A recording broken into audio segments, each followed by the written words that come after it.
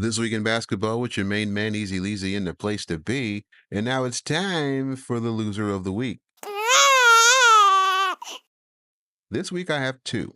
And loser the first, the NBA on TNT did a bracket of greatest stat lines in NBA history, all off of the 30-20-20 game Jokic put up weeks ago. Now, I have nothing against Jokic or his ridiculous statistical achievement. I more so hate how overhyped the league gets with everything he does.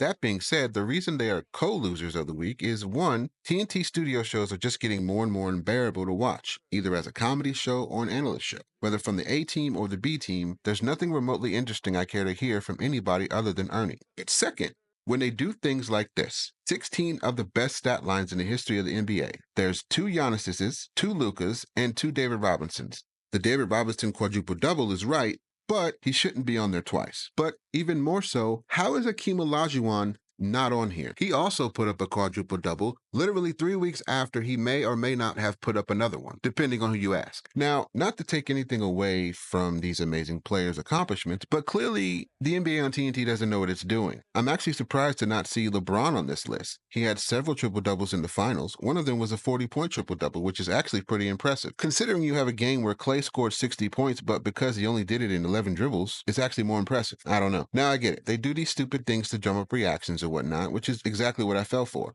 But to then have the panel choose the winners and you have a guy like Shaq who shouldn't be taken seriously for anything NBA related anyway, you have Candace Parker, God bless her, and Vince Carter who just seems out of place, he doesn't seem like he's comfortable yet being an analyst. How are we supposed to take this whole thing seriously?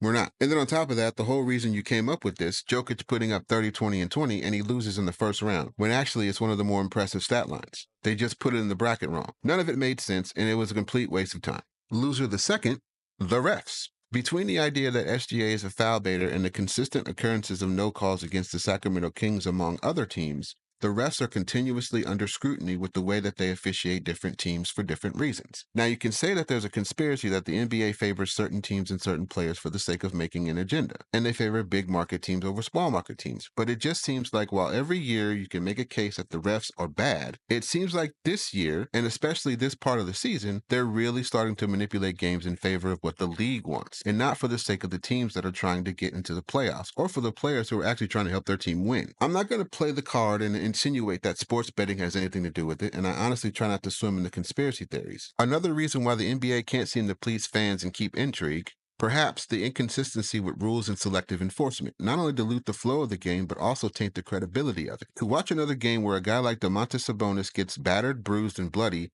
and yet they can't seem to get a simple call, just goes to show that what's right is wrong and what's wrong is right. And there's something wrong about that, right?